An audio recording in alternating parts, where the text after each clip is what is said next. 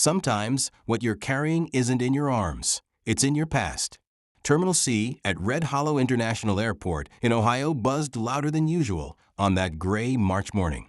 Between muffled loudspeaker announcements and the screech of suitcase wheels, Officer Thatcher Mullowan, a seasoned airport security agent, kept his eyes sharp.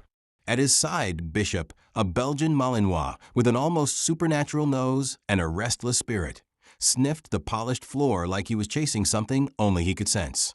For 7 years, Thatcher had trusted Bishop's instincts more than any partner on the force. But today, something about the dog's behavior fell off.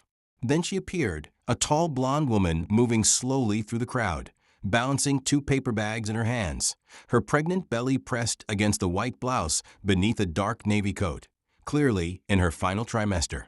Her name was Marlo Ashford, and everything about her seemed carefully constructed. Oversized sunglasses too dark for indoor lighting, flats chosen for comfort. Her face calm, too calm for a place filled with hellos and goodbyes. But the second Bishop laid eyes on her, everything shifted. He froze, then growled. And then he barked, loud, sharp, relentless, not with aggression, but with warning. Thatcher tightened the leash, trying to keep Bishop steady. But the dog's back was arched, muscles tensed, for standing on end. He never reacted like this to pregnant women, never. Marlo didn't flinch, she didn't stop, but behind those dark glasses, her eyes were locked on the dog. And there was something chilling in her stare, not fear, not confusion, but something closer to recognition. As if she knew exactly why Bishop was barking. "Ma'am, I need you to stop for a moment," Thatcher called out, his voice firm but respectful. Marlo hesitated. Then she took 2 more steps and collapsed. The sound of her body hitting the floor echoed like a thunderclap. The bag spilled open, papers, small bottles, a sealed envelope, and a tiny stuffed bear scattered across the cold tiles. People around her froze. Time held its breath. Thatcher dropped beside her instantly, calling for medical backup through his radio. Bishop wouldn't stop barking, but it wasn't aggression anymore. It was panic, like he was trying to say something no one could understand. That's when Thatcher noticed the envelope near her hand, now slightly crumpled and stained. On it, written in deliberate, shaky cursive, was a single word: sorry. This wasn't just a letter, it was a warning.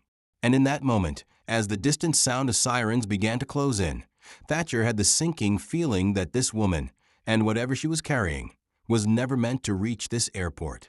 But it was already too late. Some names stay buried for a reason. The paramedics arrived within minutes, but to Thatcher, it felt like hours. Marlo lay unconscious, her breathing shallow, her skin pale as the airport's tile floor. A thin trickle of sweat rolled down her temple. Bishop had finally stopped barking, but now sat glued to her side, ears low, eyes locked on her face, like he was guarding something only he could understand. As one EMT lifted her wrist to check her pulse, Thatcher noticed her left hand clutching something tightly, a necklace, but not just any necklace. It was a military tag, scratched, aged, and with a name he hadn't heard in over 2 decades. Thatcher froze. Hollis Rare.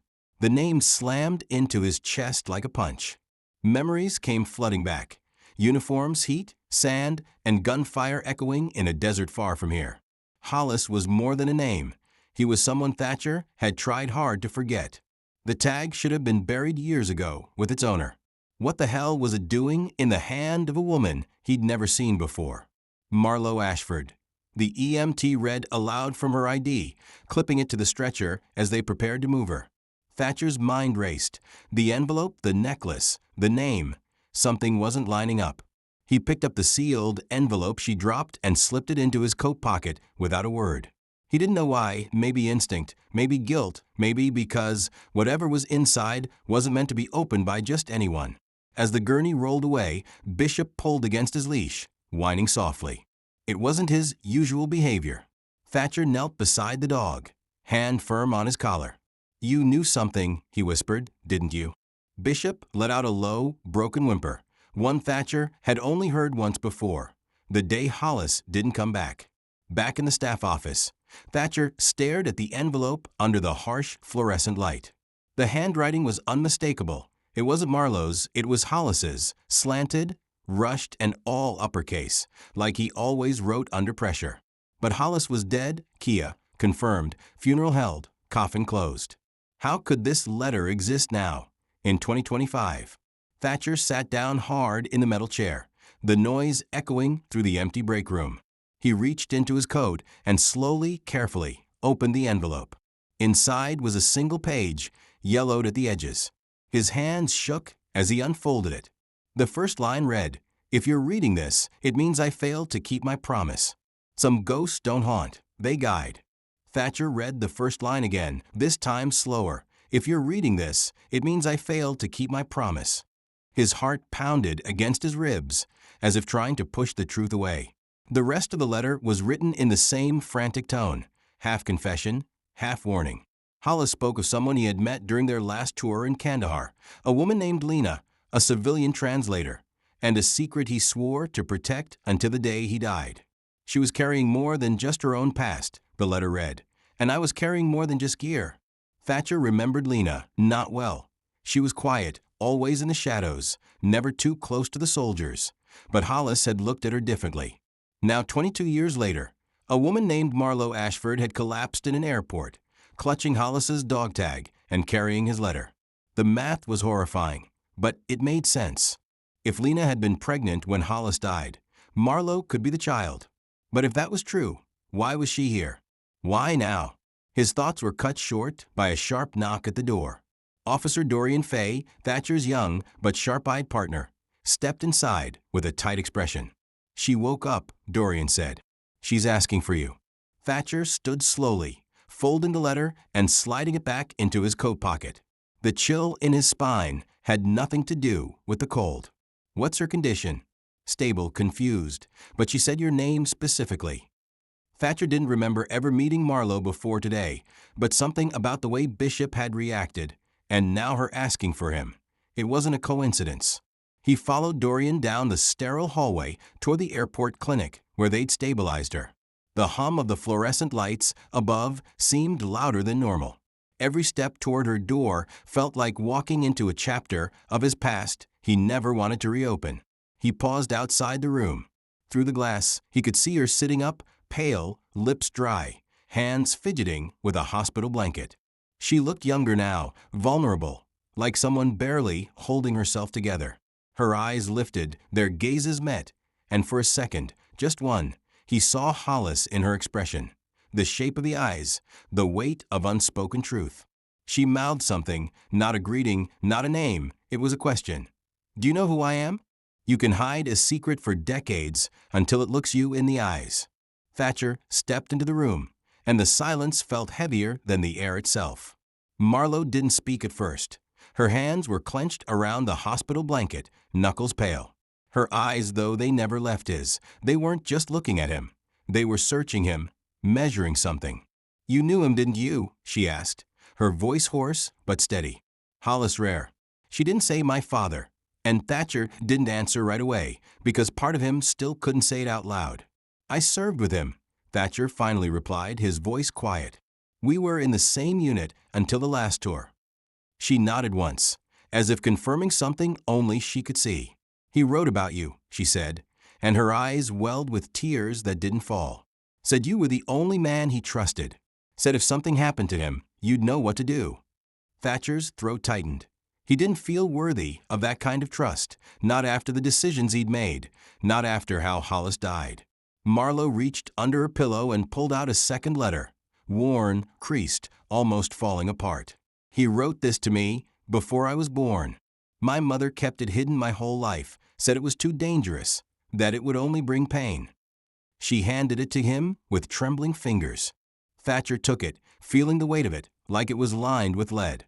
He didn't open it. He couldn't, not yet. "I only found it after she passed," Marlo continued, "a few weeks ago. And then things started happening.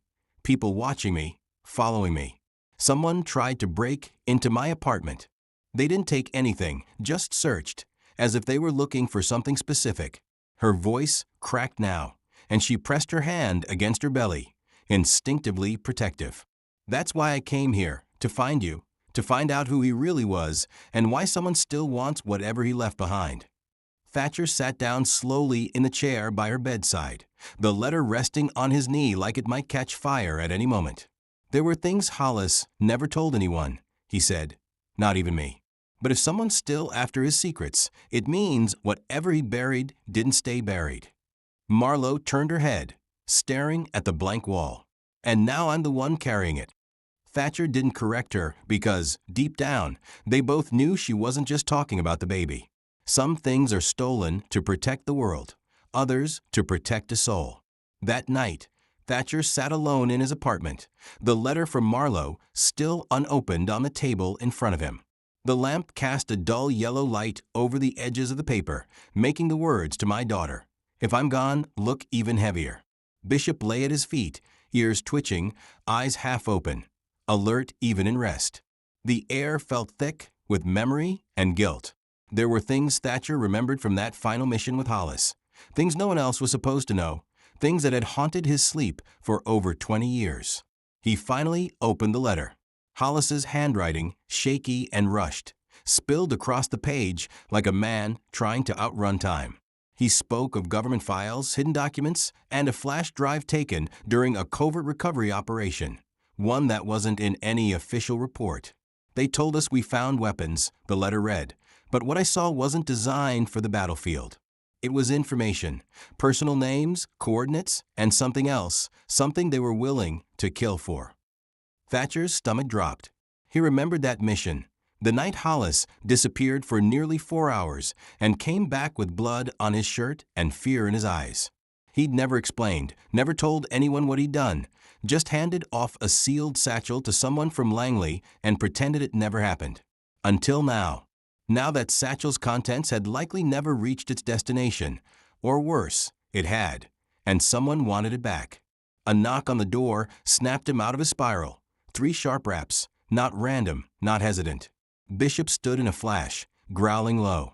Thatcher approached the door cautiously, gun at his side. He opened it just enough to see the hallway empty, but something was taped to the door. A photo, grainy, black and white. It showed Marlo standing at a bus stop, visibly pregnant. On the back, a single typed message, "You're not the only one who got the letter." Thatcher's blood went cold. It wasn't just about Marlo anymore. Someone else out there had received the same warning, the same knowledge, and they were watching her, which meant she wasn't safe, not in the airport, not in the clinic, not anywhere. He turned back to Bishop. "Get your vest," he muttered. "We're going back." Whatever Hollis had stolen, Marlo was now the key to finding it, and someone out there wanted her silenced before she realized it. Sometimes, your arrival was predicted long before you packed your bags. By the time Thatcher arrived back at the airport clinic, it was just past midnight. The halls were quiet, most travelers long gone, replaced by janitors and overnight staff who barely glanced at him. But something in the air felt wrong. Bishop moved ahead of him with purpose, nose twitching, ears forward. The clinic doors were unlocked. That alone was a red flag. Security never left those rooms open after hours. He reached for his badge, pushing the door slowly. The lights were off, no nurse at the desk, and Marlo's room empty. Her blanket lay folded on the chair. A plastic cup of water still sat untouched on the nightstand. Thatcher's gut twisted. She wouldn't have left without telling someone. Not after the conversation they had, not unless. He turned to Bishop. The dog was locked in on something. The air vent, sniffing furiously.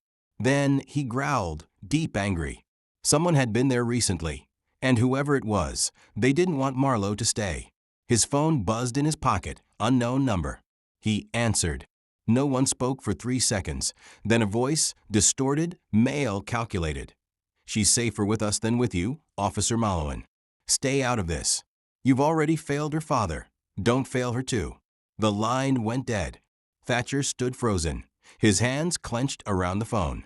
The room around him felt colder now. Whoever had taken her knew who he was, knew about Hollis, knew about the past, and they weren't some street-level thugs. This was coordinated, precise, planned. He replayed the message in his mind. You already failed her father. The guilt dug deeper now, but the anger was stronger. He hadn't been able to save Hollis, but he wouldn't lose Marlo too. Back at Security HQ, Thatcher pulled the footage from the clinic hallway, and there it was, 11:46 p.m. 2 men dressed as paramedics pushing a gurney, calm, professional. Marlowe unconscious, strapped in, no struggle.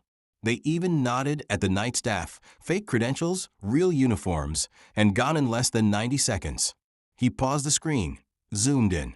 A patch on the gurney bag barely visible, Ryan. A name from a past he'd hoped was buried. A name tied to operations he was ordered never to speak of. Thatcher stared at the screen, jaw clenched, heart racing. They hadn't just predicted she'd come, they were waiting for her. Some files are never meant to be opened unless you're the one they buried them for. Thatcher sat in the dim light of his kitchen, a steaming mug of black coffee untouched in front of him. Bishop lay by the door, alert but still. The name Ryan echoed through his mind like a war drum. That was no ordinary group. Ryan had been a black cell, a shadow operation that technically didn't exist on paper, born out of a post-9/11 intel initiative, dissolved publicly in 2011 but rumored to still operate under deep cover. Hollis had hinted at them once, in whispers, during a patrol in Helmand. They don't extract people, Hollis had said. They erase them. Thatcher needed intel, and he knew only one person crazy enough to still keep an off-grid archive of declassified dirt. Albie Crane, a conspiracy theory junkie and former NSA analyst, who'd gone rogue years ago. He lived off the grid in an old trailer in the hills outside Columbus. Thatcher hadn't seen him in over a decade, but if anyone still had something on Ryan, it'd be Albie. Driving through the night, Thatcher kept replaying the footage in his head, the calm precision of the imposter medics, the badge, the message. They weren't improvising. They were executing a plan that had probably been in place for years. If Hollis left behind something powerful enough to wake up Ryan again, it had to be more than just a list of names. It had to be proof of something they'd kill to keep hidden. Albie's trailer looked like something out of a sci-fi movie. Solar panels, wires hanging from satellite dishes, and a sign on the door that read, "Smile, you're already compromised." When Albie opened the door, barefoot and wearing a t-shirt that said, "I don't trust me either," he didn't even flinch at the sight of Bishop or Thatcher. "Told you this day would come," he muttered. "I've got 2 backups of the ghost file, but if you're here, it means one of them is already in motion." Thatcher raised an eyebrow. "You knew about Hollis?" Albie grinned grimly. "Didn't know him, but I tracked the operation. The asset extraction gone wrong, the sudden blackout in comms. That wasn't just a mission. That was a cover-up. And your friend, he wasn't just a soldier. He was the last man standing between that file and the world." Inside, Albie slid open an encrypted hard drive and pulled up a folder marked with a skull icon. The screen flickered before revealing a single video file. "This is what they buried," Albie whispered, "and what they'll kill to bury again." Thatcher leaned in. The screen showed a dark interrogation room. A shadowy figure sat across from a man bound to a chair, bruised, barely conscious. Marlowe's eyes, Hollis's face, and a voice off camera. "Tell us where you hid it, or your child disappears." Some rescues aren't planned on maps. They're built on regret. The grainy footage from Albie's monitor played over and over in Thatcher's head as he drove back toward Red Hollow. Hollis, battered and broken, refusing to give up the location of what they wanted. The man off camera never showed his face, only his voice, cold and commanding. But what haunted Thatcher most wasn't the violence. It was the moment Hollis looked up and whispered, "She's innocent. You don't touch her ever." That single phrase told him everything he needed to know. Hollis had planned for this. He knew they'd come, not for him, but for his daughter. Thatcher had seen enough covert ops to know the signs. Ryan hadn't just resurfaced, they had rebuilt. And Marlowe's appearance, pregnant, vulnerable, searching for answers, had triggered something. A protocol, an alert, something buried deep within systems that no longer had names. And now she was in their hands. What they wanted was either still inside her, or, worse, they believed she was the key to finding what Hollis hid 2 decades ago. Back at the airport security hub, Thatcher pulled in favors, accessed closed flight logs, surveillance records, vehicle exits. In less than 6 hours, he traced a van that took Marlowe to a decommissioned military warehouse 14 miles outside the city. It was listed under a dummy logistics company, Cura Solutions, which, according to Albie, had been linked to Ryan Black funding during the early 2000s. Everything lined up. The trap was built, and Marlowe was at the center of it. He couldn't go through official channels, not with Ryan involved. They had reach, influence, possibly even moles inside law enforcement. So he went underground, pulled out the burner phone he swore never to use again, dialed a number. 2 rings, then a voice answered. "Didn't think I'd hear from you again, Mallowan." It was Cassandra Voss, a former recon specialist turned ghost operative. She owed him her life, and she never forgot debts. "I need extraction," he said. "One target, high risk, immediate." Cassandra didn't ask questions. She only said, "Send coordinates." "I'll bring the silence." Thatcher ended the call and looked down at Bishop. The dog sat alert, as if sensing what was coming. "You ready for one more?" he asked. Bishop's tail thumped once, then again. It was all the answer he needed. As he loaded his weapon and secured the hard drive with the footage into a locked case, Thatcher's mind returned to the words in Hollis's letter. "If you find her, protect her, even from the truth." He strapped on his vest, checked his watch, and whispered to himself, "Time's up, Hollis. I'm getting her out. You don't realize how dark the world is until someone locks the door behind you." The warehouse loomed in the distance like a dead giant. Wide, low, silent. Thatcher parked 2 blocks away under an overpass, the city lights barely reaching the rusted structure. Cassandra Voss arrived minutes later, dressed in black tactical gear, her eyes hidden behind infrared lenses. She didn't waste time with greetings, just handed him a comm and nodded toward the building. 2 guards at the rear entrance. Third one smokes every 18 minutes by the generator. "We'll go in on his next break." Thatcher nodded, impressed. She hadn't lost her edge, but he could feel the tension in his chest. This wasn't just another operation. Marlowe was inside.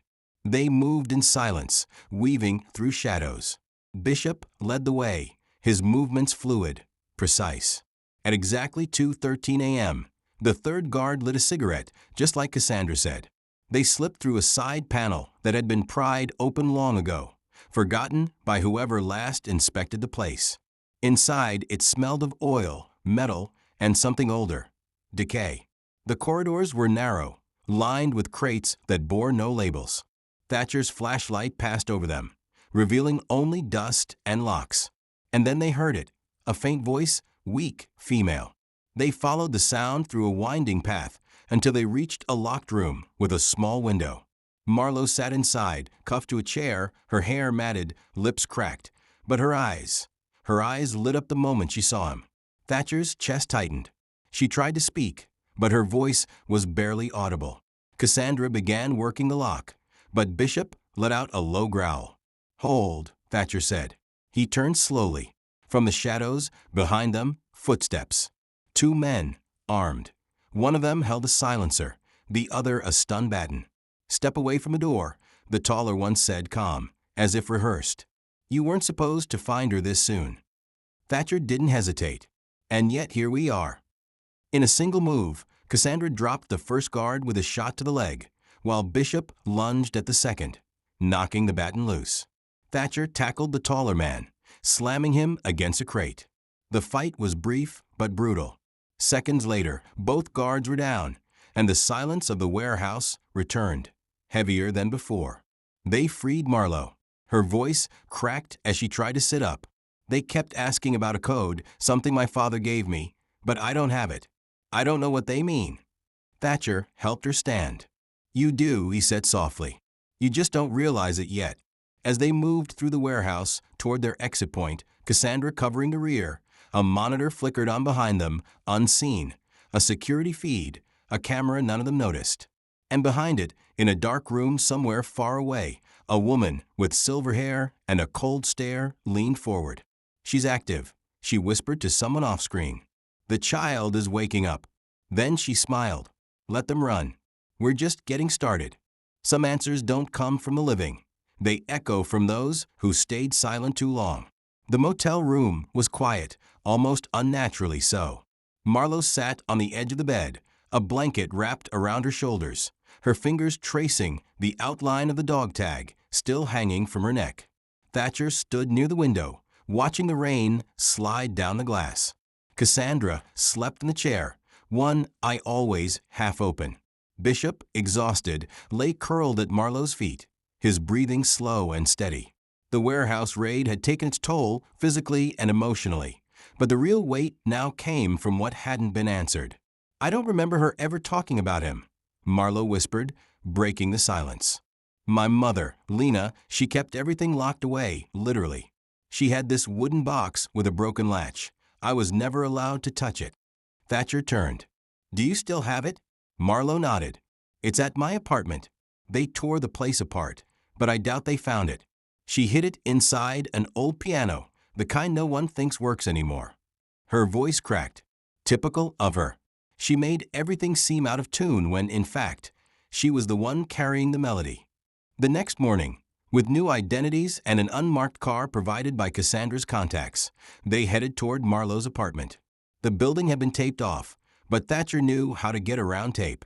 Inside, it was worse than she expected. Every drawer overturned, every picture frame smashed. But the piano was untouched, hidden in plain sight. Marlowe lifted the lid, revealing the aged wooden box inside. She opened it slowly, like breaking open a tomb. Inside were photographs, black and white time-worn, of Lena with Hollis, laughing beside a military jeep, documents in Farsi, a worn cassette tape labeled "Only to her, when she's ready," and finally, a small velvet pouch.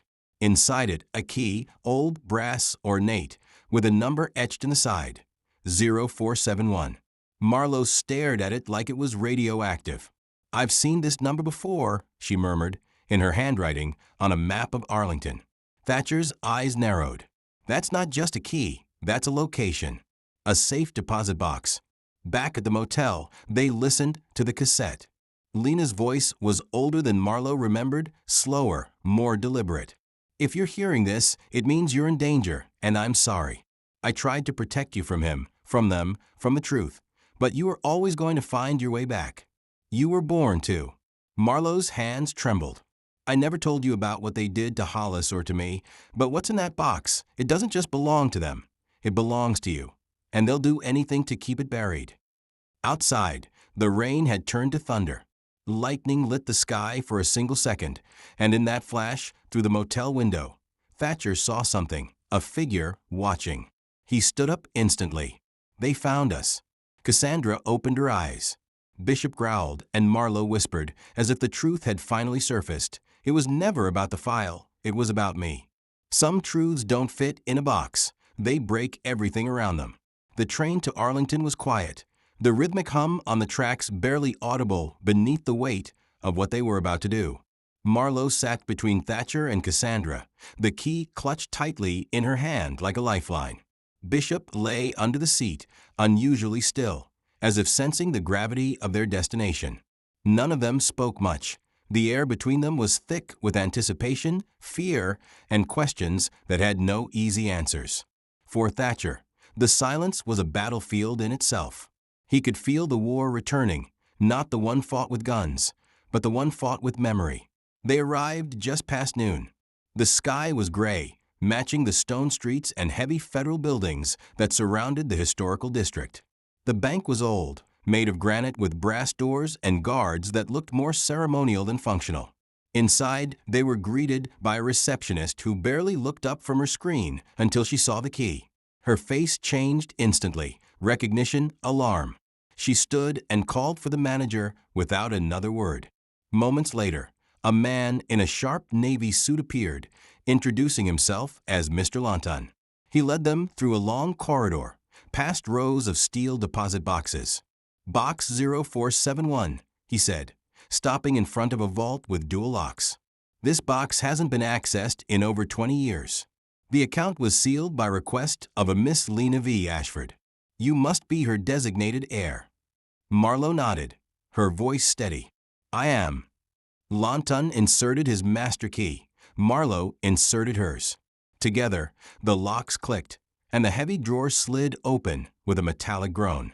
Inside, there was no money, no jewelry, just a thick manila envelope marked "Eyes Only" and a small antique pocket watch, still ticking.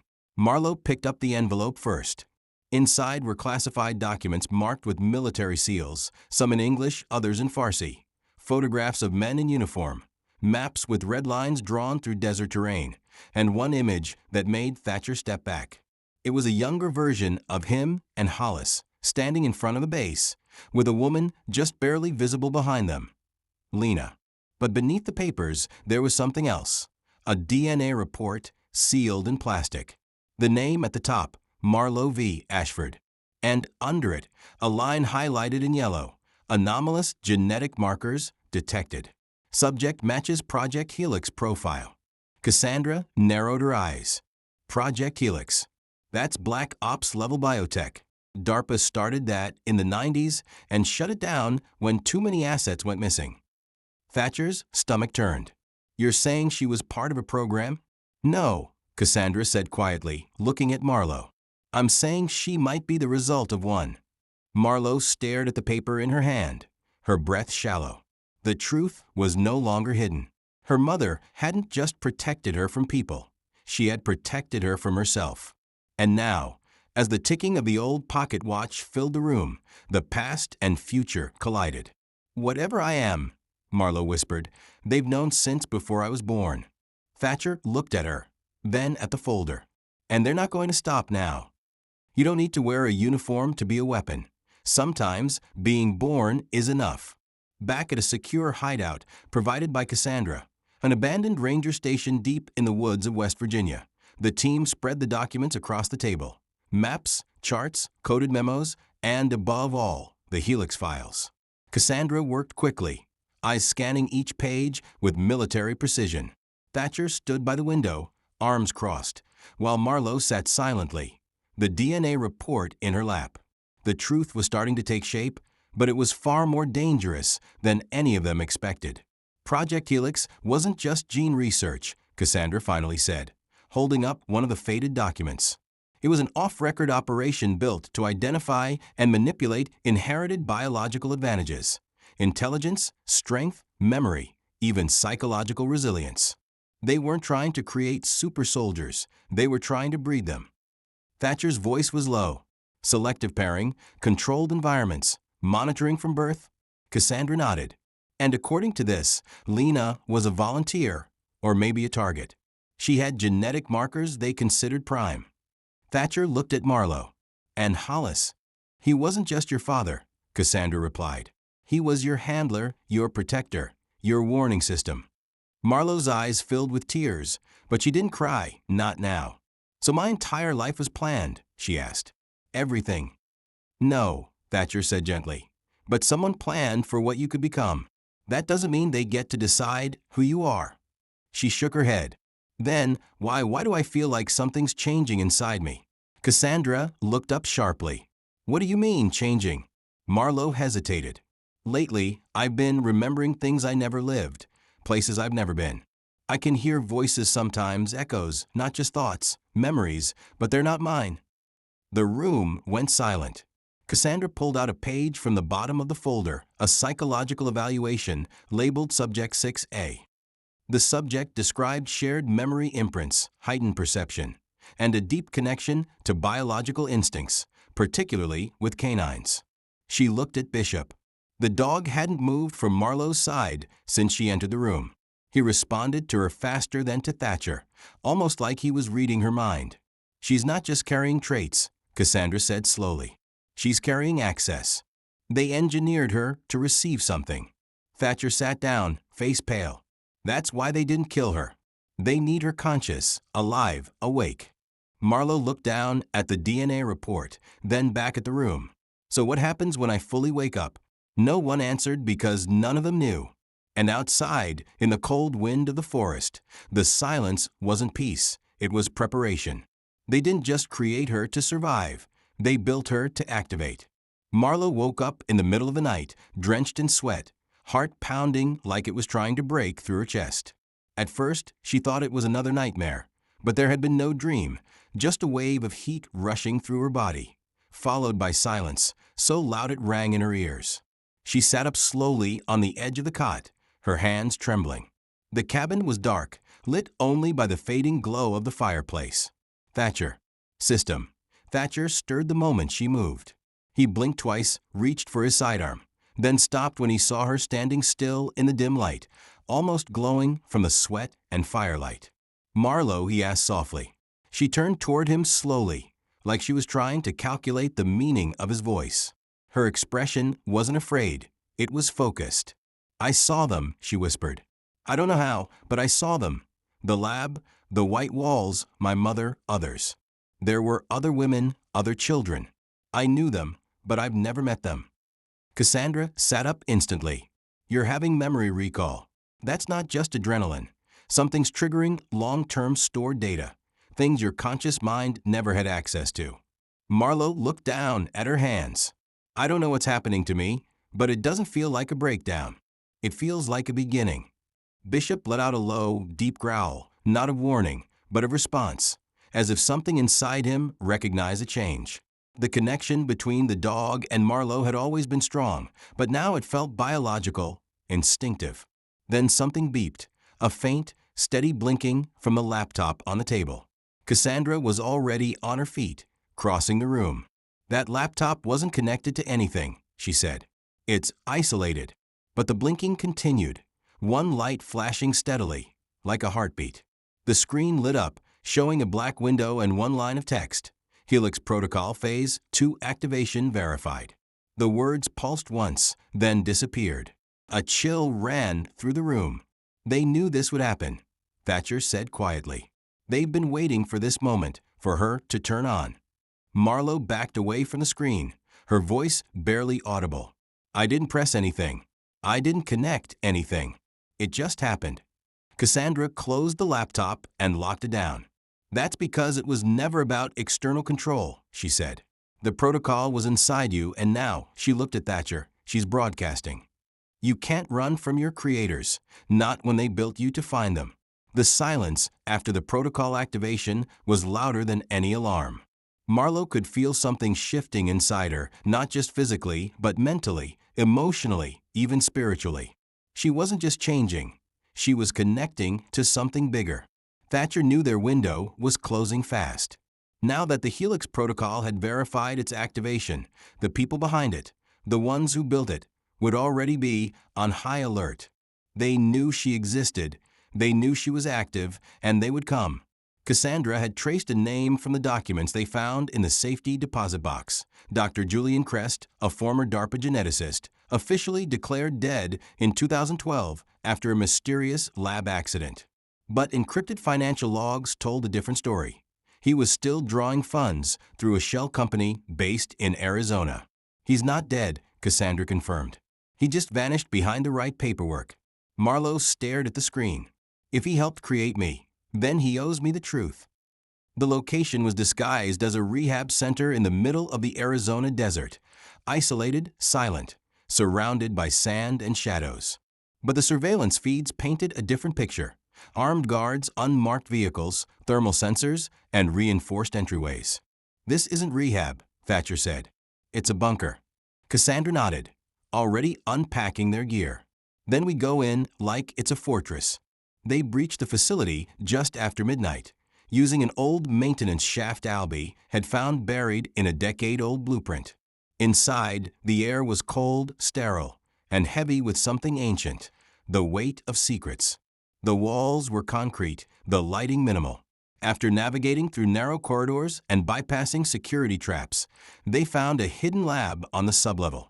And standing inside, almost as if he had been waiting, was a man with gray hair and hollow eyes. He didn't run, he didn't panic. He just raised his hands slowly. "You're early," he said softly, staring at Marlowe. "The protocol was triggered too soon." Thatcher stepped forward, gun aimed. "Are you Dr. Crest?" "I was," the man replied. "Now I'm just the last one who remembers how she was made." Marlowe stepped toward him, her voice steady but cracking. "Why? Why my mother? Why me?" Crest exhaled slowly. "Because she had the purest markers. And you were our only success, the quiet answer to a question the world hasn't asked yet." Cassandra's voice was sharp. "What question?" He looked at her, then back to Marlowe. "Helix wasn't the end. It was the first step, a prototype. And you were the only one who survived the process." Before anyone could react, an explosion rocked the hallway behind them. The building shook, red lights flashed, Sirens screamed to life. Security breach detected. Containment protocol initiated. The system announced. Crest gave a bitter smile. You wanted the truth, he said. Now they'll make sure you never leave with it. They built her to be a secret. Now she's their biggest liability. The hallway erupted in red light and blaring sirens. Dust shook from the ceiling as metal doors slammed shut in sequence, cutting off escape routes one by one. Cassandra grabbed Marlowe's arm and pulled her back into the lab. They're sealing the exits. We've got 90 seconds, max. Thatcher locked eyes with Dr. Crest. You're coming with us. But Crest didn't move. His face had gone pale. I was never meant to leave this place, he said, but she was. Marlowe looked around, her breathing fast, but her mind calm, unnaturally calm. The flashes in her memory returned like bursts of light. The blueprints of the compound, the maintenance shafts, the generator rooms. She wasn't just remembering now. She was accessing knowledge she never studied, data she was never supposed to have. There's a sub-tunnel beneath Lab 3, she said suddenly. It leads to the old cooling chambers. Cassandra stared at her. How do you know that? I don't, Marlowe whispered, but I do. They moved fast. Thatcher took point, Cassandra covered the rear, and Marlowe guided them through the maze of concrete.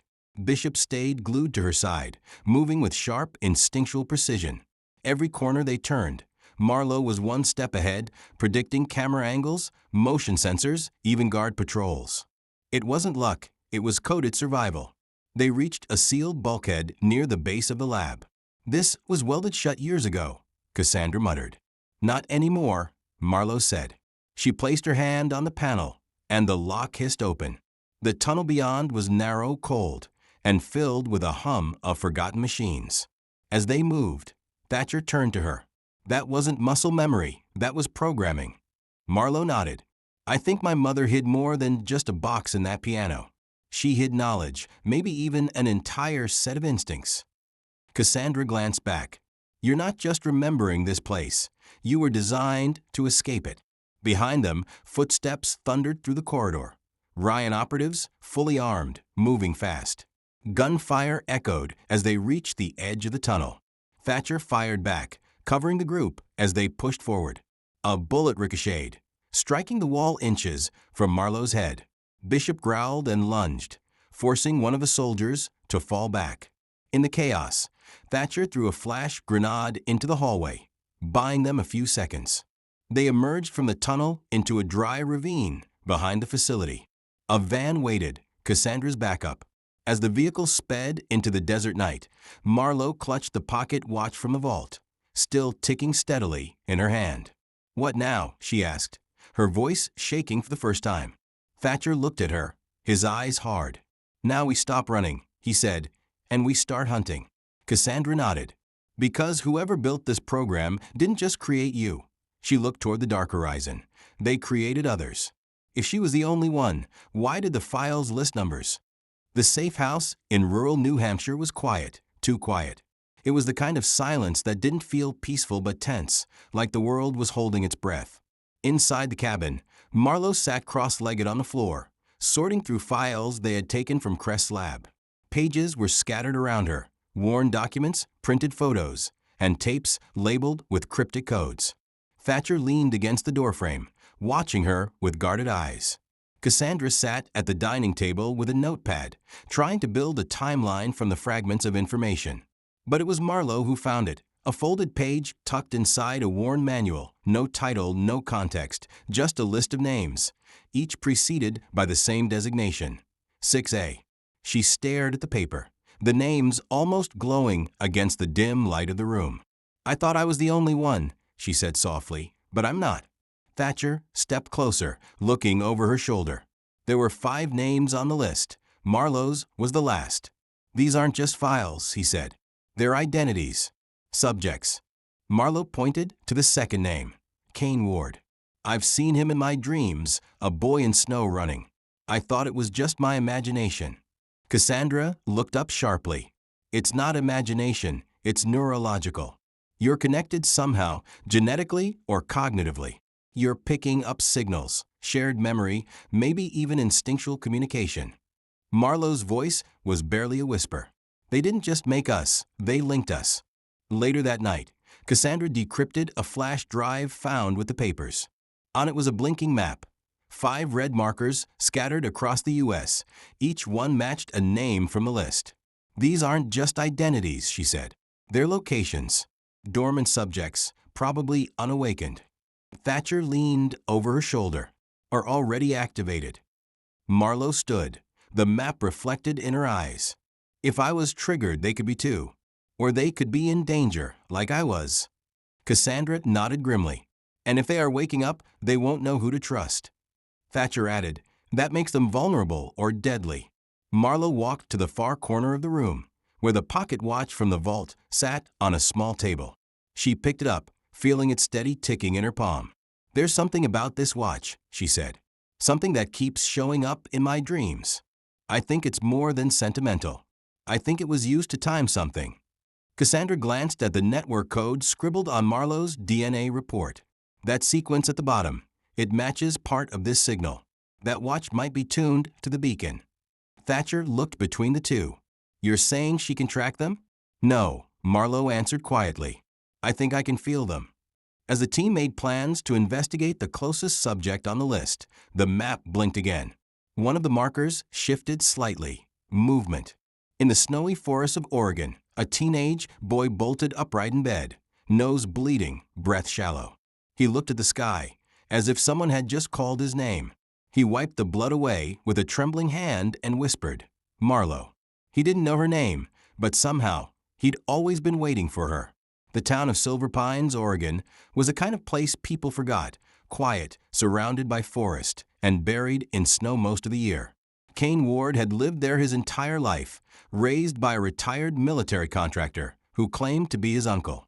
The man was strict, reclusive, and never spoke about Kane's parents.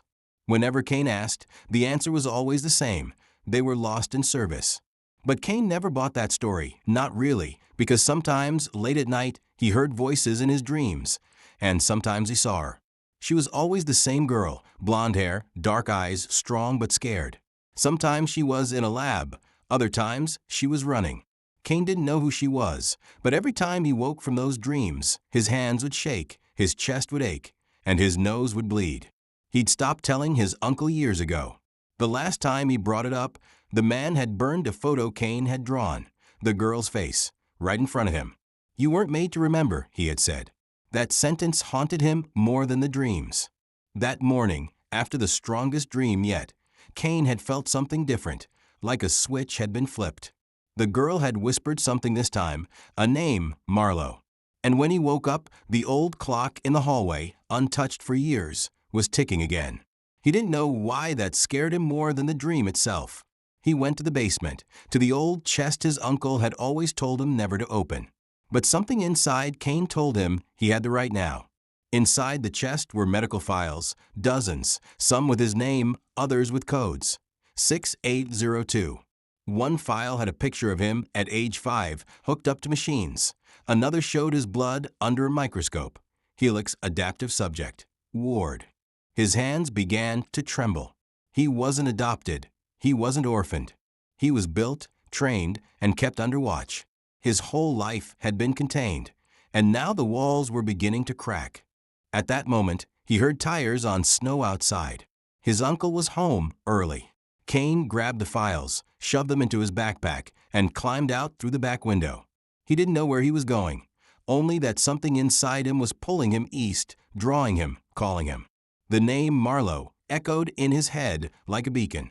He didn't know her, but deep down, he felt like she was the only one who could tell him what he really was. That night, in the cabin in New Hampshire, Marlowe sat by the fire, clutching the map with 5 blinking points. One of them had just moved. Her eyes flickered open, and she whispered, "He's awake." Thatcher looked up from the table. "Kane." Marlowe nodded slowly. "He's running." Cassandra stepped in from outside, snow in her boots. "Then we'd better find him before they do." Some meetings aren't chance. They're coded into your blood.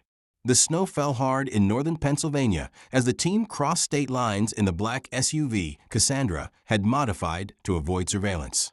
Marlo sat in the back seat, eyes fixed on the blinking tracker on the laptop beside her. One of the red dots had begun to move, erratic at first, then steady, heading east. Kane Ward. She didn't know how she could feel it, but it was there, a kind of resonance in her chest, like his presence pulled something deep inside her into alignment. "He's scared," she said quietly, "but he's not running from me. He's running to me." Cassandra glanced at her in the rearview mirror. The link between you two is getting stronger. If the Helix design included shared neural frequency, the closer you get, the more connected you'll become. Thatcher, riding shotgun, didn't like the sound of that. So what happens when all of them are awake? Cassandra exhaled. Then the experiment is live, and there's no telling what that means for any of us. Marlo looked down at her hands. They didn't shake anymore. In fact, the more she tapped into that connection, the more focused and in control she felt, like the chaos around her made her mind sharper. She wasn't falling apart. She was falling into place. Meanwhile, deep in the forest near Scranton, Kane trudged through knee-deep snow, the files in his backpack weighing more on his soul than on his shoulders. His breath came in sharp bursts, his skin numb, but something kept pushing him forward. He didn't know what lay ahead, only that going back meant being erased. Behind him, the faint rumble of tires on snow echoed like a bad omen. A black vehicle, no headlights, moving slowly, deliberately, not looking for him, tracking him. Marlo sat up suddenly in the car. They found him. Thatcher turned. "Where?" "I don't know," she said, eyes wide, "but he's in danger. I can feel it in my head, like pressure building behind my eyes." Cassandra floored the gas. "Then we don't wait for coordinates. We move now." That night, as Kane stumbled across a frozen creek, a voice called out from the trees, cold, controlled. "Asset 6802, halt." 3 men in tactical black stepped out from the darkness, weapons raised. Kane froze, heart slamming in his chest. And just when it seemed like it was over, a shape burst from the shadows. Bishop, followed by Marlo. When 2 pieces of the same code collide, something new begins. Snow exploded around them as Bishop lunged at the nearest Ryan operative, knocking the man flat onto the ice. Marlo moved fast, faster than she had ever moved before. She tackled Kane behind a fallen tree just as gunfire lit up the clearing. "You're real," he whispered, stunned, his breath fogging in the cold. "I've seen you in my head for years." She looked him in the eye, her voice steady despite the chaos. "You're not crazy, you're connected." Kane nodded, still shaking. "I thought I was losing my mind." "No," Marlo said, "you're waking up." Thatcher and Cassandra provided cover fire from behind a ridge, forcing the remaining Ryan agents to retreat for now.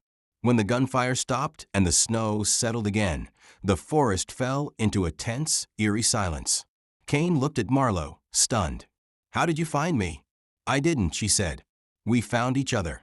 There was something electric between them now, not romantic, not verbal, something else, like the feeling of remembering a song you've never heard before, but already know by heart. Back at the SUV, Kane sat with his head in his hands, trying to process everything. The files in his backpack matched the data Cassandra had decrypted, neural links, genetic sequencing, shared memory networks. He wasn't just like Marlo, he was built with her, the second viable Helix subject. Cassandra looked at both of them. "There were 5, she reminded them. "Or 2, which means 3 are still out there, and Ryan won't stop now, not after this." Marlo glanced at Kane. "Do you feel it?" He nodded.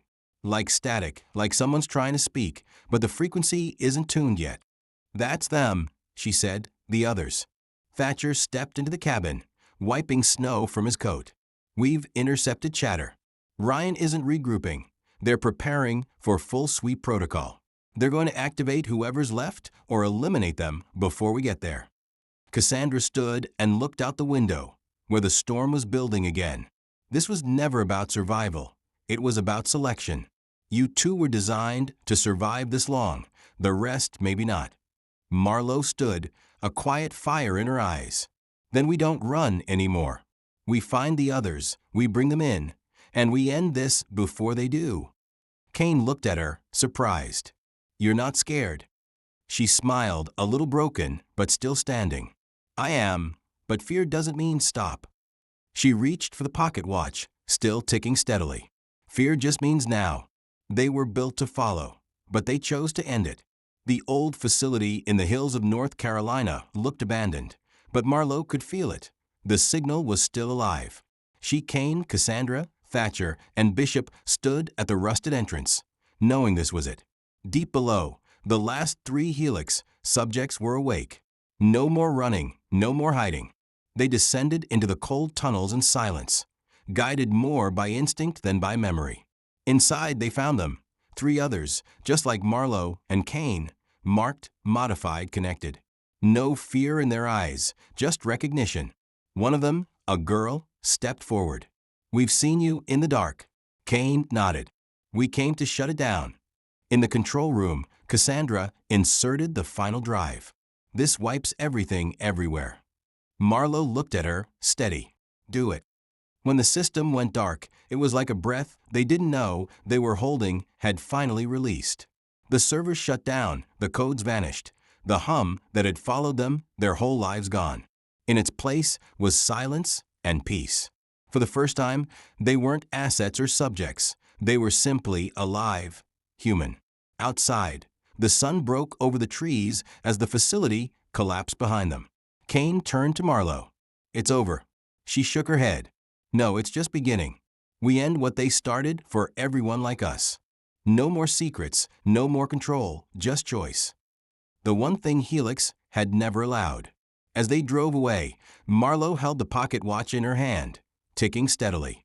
A voice echoed faintly in her mind, her mother's voice. "You weren't made to obey. You were made to choose." And as the light touched her face, Marlowe closed her eyes. For the first time, she felt free.